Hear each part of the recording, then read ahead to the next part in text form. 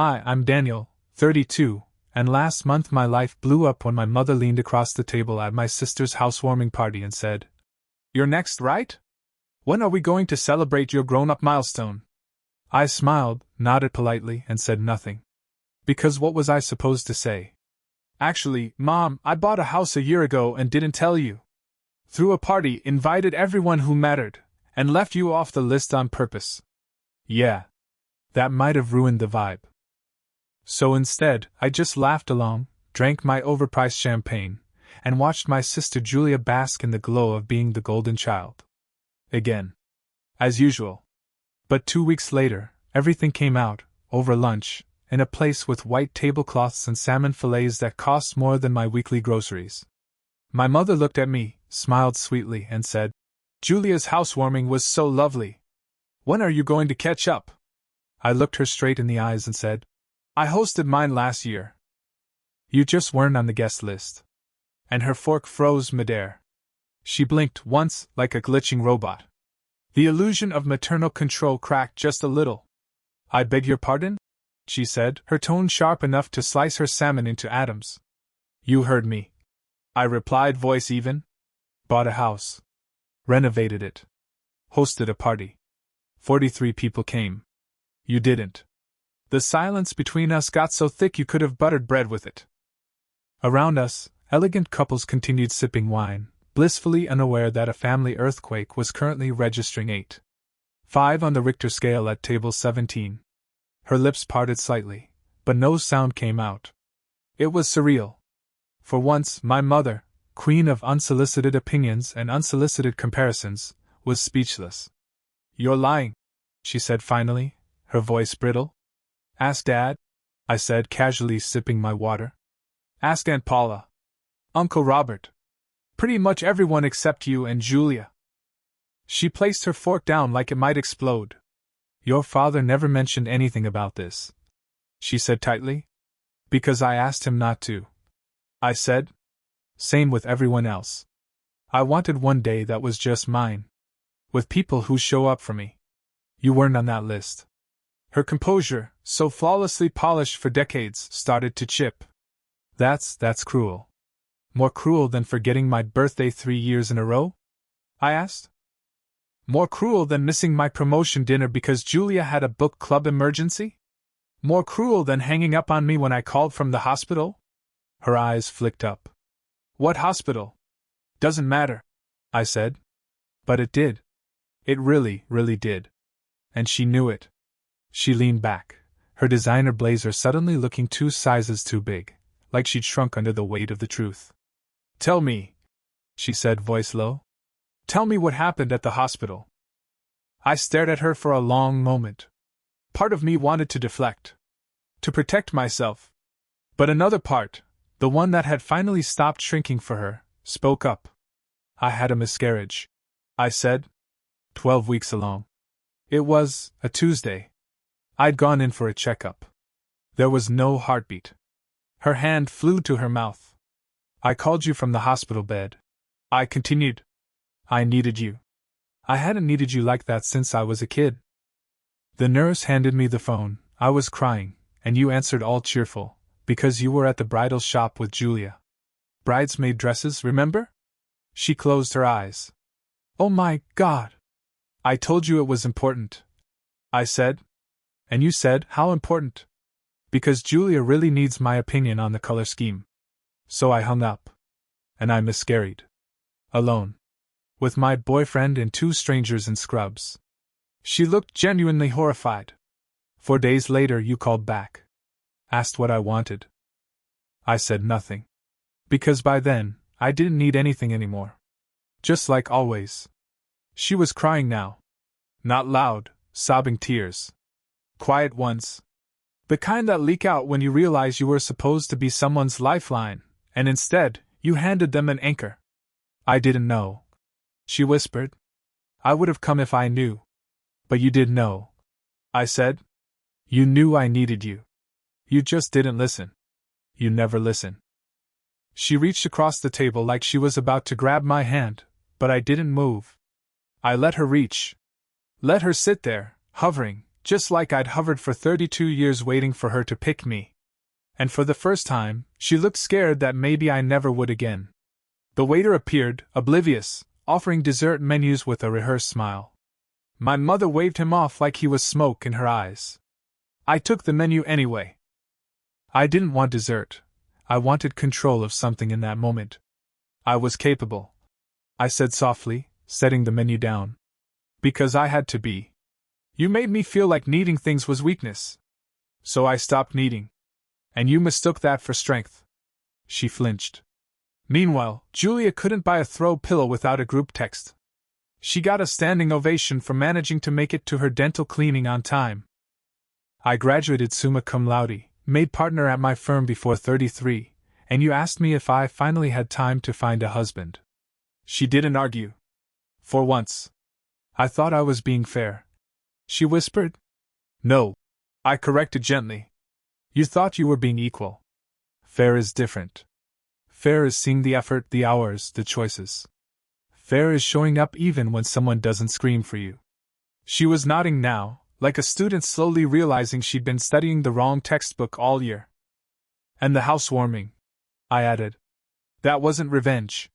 That was self-preservation. I invited people who'd shown up. Who remembered my birthday. Who knew about the miscarriage before anyone else because they actually asked how I was doing. I want to be one of those people, she said suddenly. I raised an eyebrow. Then start acting like it. Because I've spent most of my life setting places at my table for people who never planned to show up. And I'm done doing that. She stared at me like she was seeing me for the first time, not as the version she curated, the background character to Julia's highlight reel, but as an entire, bruised, self-built human being. I don't know how to fix this, she said finally. I met her eyes. I'm not asking you to fix it. I'm asking you to see it. The ride to my house was silent. She followed behind in her silver Mercedes, probably running through every memory she could find, trying to patch together the kind of mother she thought she was with the one I'd laid bare at that table. And I was still half expecting her to turn around at a red light and vanish like she always did when things got hard. But she didn't. When we pulled up in front of my place, a restored Craftsman with blue shutters and a front porch I'd stained myself, she parked carefully behind me, got out, and just stood there. It's beautiful, she said, voice barely above a whisper. I didn't reply. I just walked up the steps and unlocked the front door. Inside, sunlight poured through the windows, glinting off the hardwood floors I'd sanded with my own hands. The kitchen, with its marble countertops and hand-picked fixtures, still smelled faintly of lavender from the candle I lit every morning. She stepped in like she was entering a cathedral. Silent. Odd. And maybe a little afraid. I did all the renovations myself, I said. Managed the contractors, picked the tiles, fought City Hall over a plumbing permit. She nodded, looking around.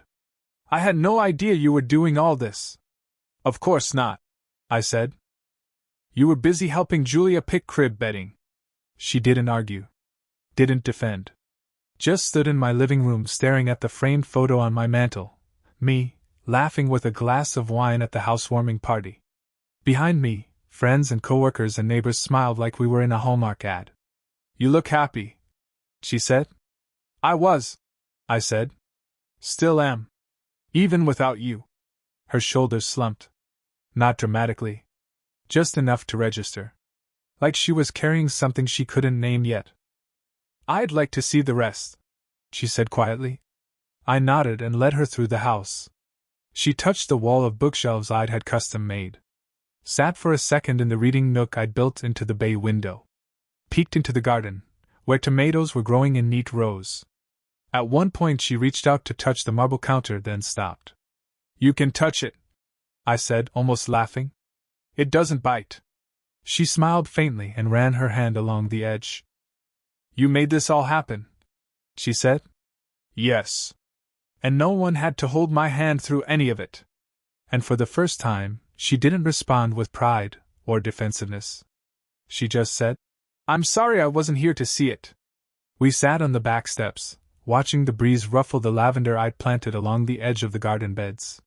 She kept smoothing her slacks like she didn't know what to do with her hands. I used to think you didn't need me, she said.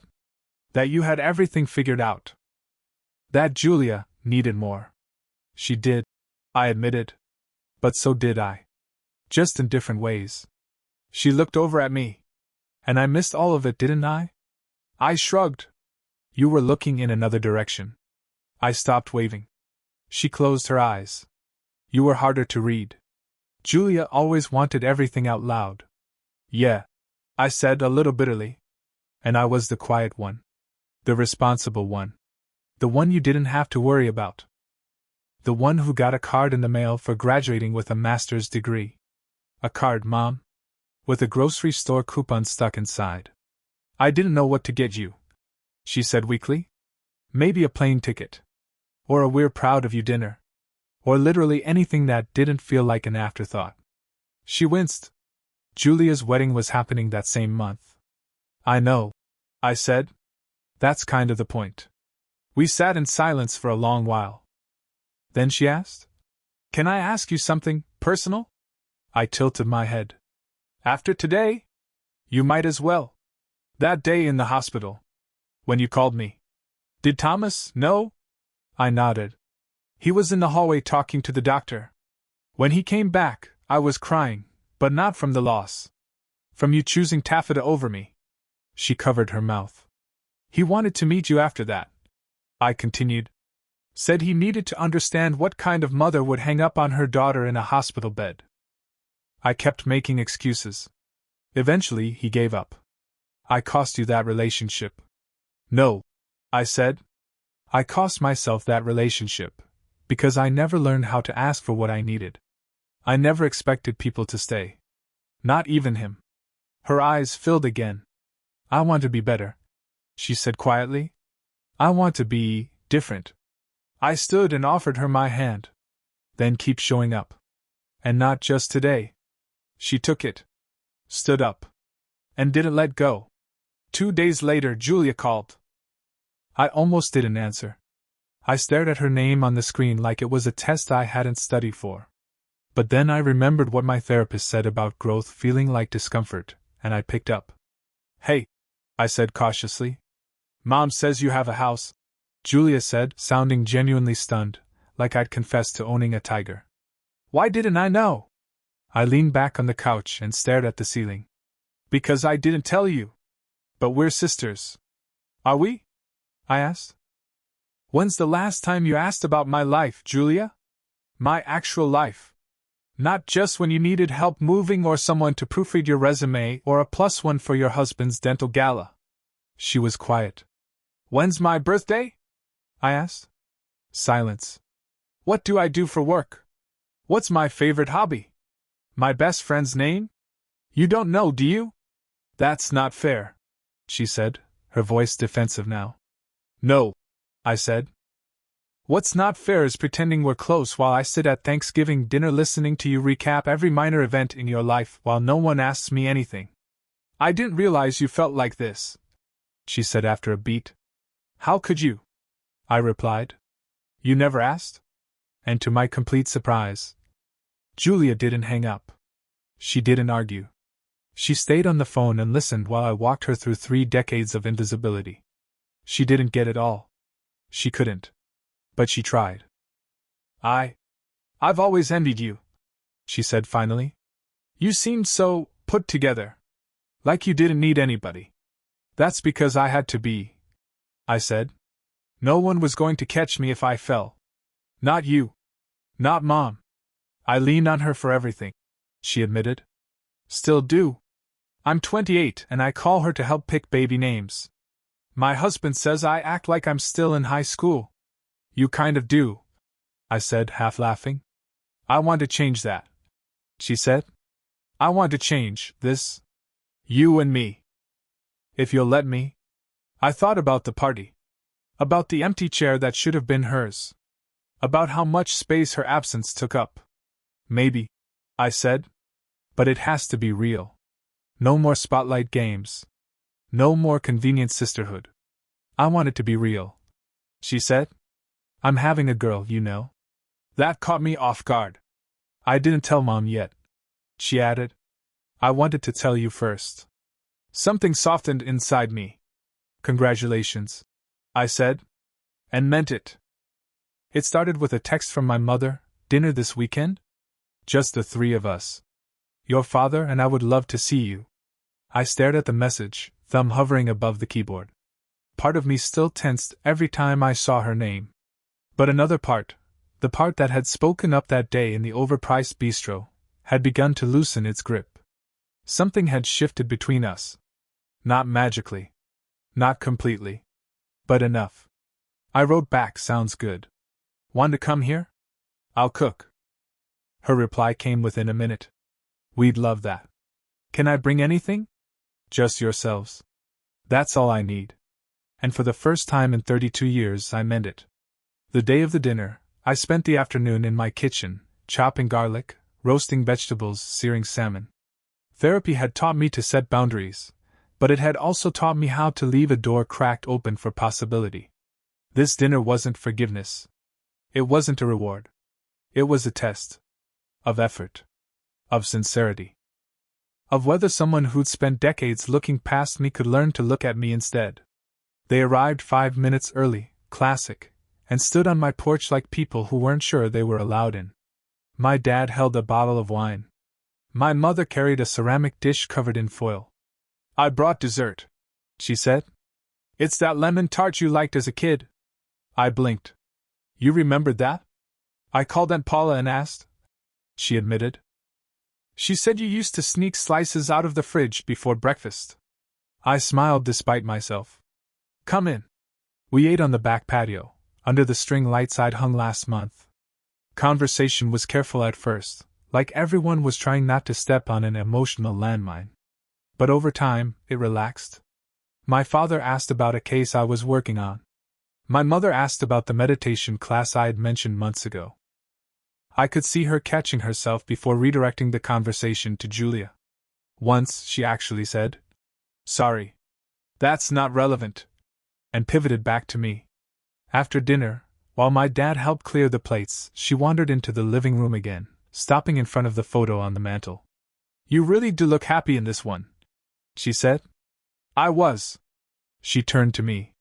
"It still hurts a little. That I wasn't there." "I know," I said. "But you weren't supposed to be." "Would you ever do another one?" she asked hesitantly. "Another party?" I tilted my head. "What, like a second housewarming?" "No," she said quickly. "I mean, just something. So I could be there." I thought about it. I don't know. That first one was special because it wasn't about proving anything. It was just mine. She nodded. "I understand. I think." She sat down across from me.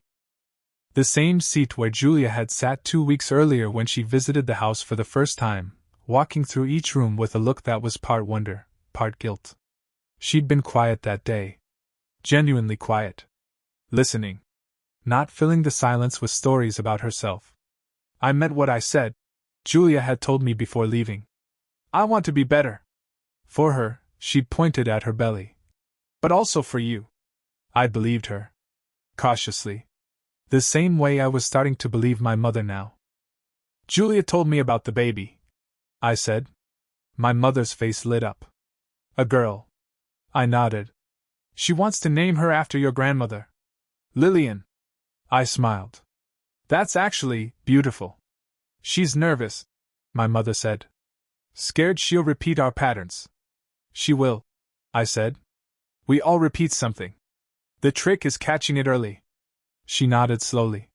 "When you were little, I thought you didn't need much. You were quiet. Independent. Julia needed constant reassurance. She'd cry when I left the room.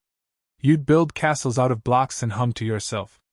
And you took that as a sign I didn't need anything." She met my eyes. "Yes. And I was wrong." We sat there a while, either of us speaking. Just letting the hum of insects and the distant sound of a neighbor's wind chime fill the space. Finally, she said, "Can I ask you something?" "Go ahead." "Do you still feel like you're not enough?" I exhaled. "Not as much. Not all the time. But the wiring runs deep. Sometimes I still hear your voice in my head, asking when I'm going to settle down, or why I work so much, or whether I'm really happy if I don't have a husband and a baby. She flinched. I'm trying to rewire it, I added. With therapy. With self-work. With choosing people who see me. She looked down at her hands. I want to be one of those people. That's not something you say, I told her. It's something you do. Over the next few months, she tried. Not perfectly. Sometimes she still forgot details. Still defaulted to Julia's orbit. But she caught herself more often. She sent texts asking how my cases were going. Emailed me articles about property law. Called just to chat, not to ask for something. When Julia went into labor, she kept me updated. When the baby was born, she sent a picture and said, I know it's not your news, but I wanted you to be included. I met Lillian 2 weeks later. Held her tiny fingers and thought about how many invisible lines get drawn across generations. I watched my mother coo and fuss over her, and felt a pang that would probably never fully go away.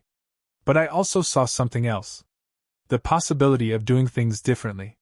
Julia sat beside me on the couch, exhausted but glowing. I want her to grow up seeing all the women in her family. Not just the loud ones. I'm not sure what that means, I said with a half smile. It means, Julia said, that I'm learning to listen.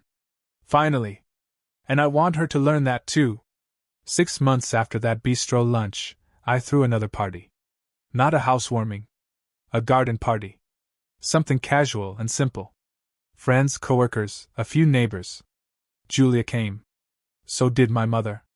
And this time, she didn't arrive with critique or commentary, just a pitcher of iced tea and a set of cloth napkins she'd found at a local shop. I thought they matched your vibe, she said. They did. At one point, I found her in the kitchen helping my friend Natalie slice watermelon. They were laughing about something, and when I walked in, she looked up. You've really made a home here, she said, and this time, it didn't sound like surprise. It sounded like pride. After the last guest left, she lingered behind. I know I can't erase the past, she said. But I hope I'm doing enough to be part of the future. I nodded. You're showing up. That's a start.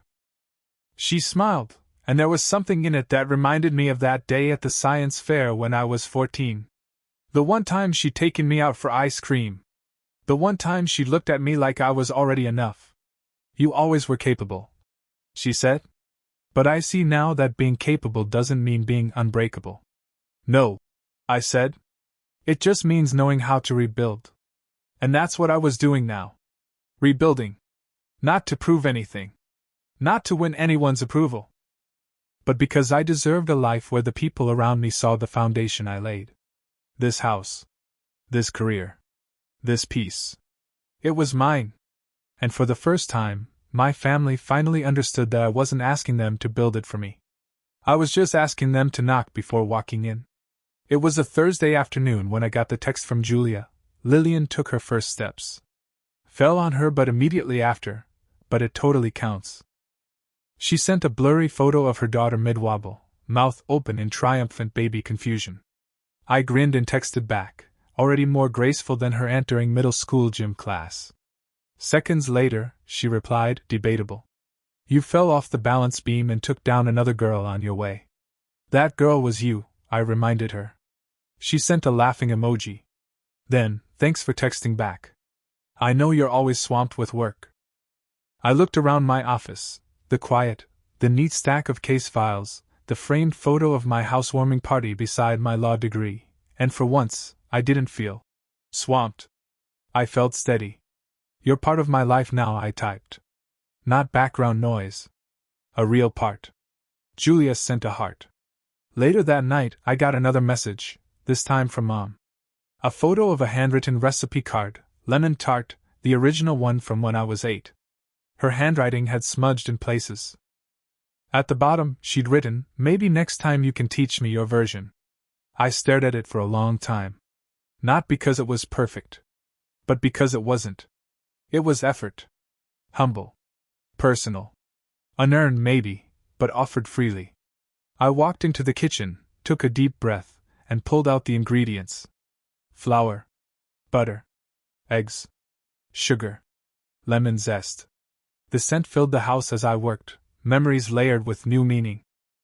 As it baked, I stood at the window watching the garden sway under a slow wind. The lavender, nearly in full bloom again, danced like it was forgiving something. And maybe it was. The tart came out golden, a little cracked on one side. Still beautiful.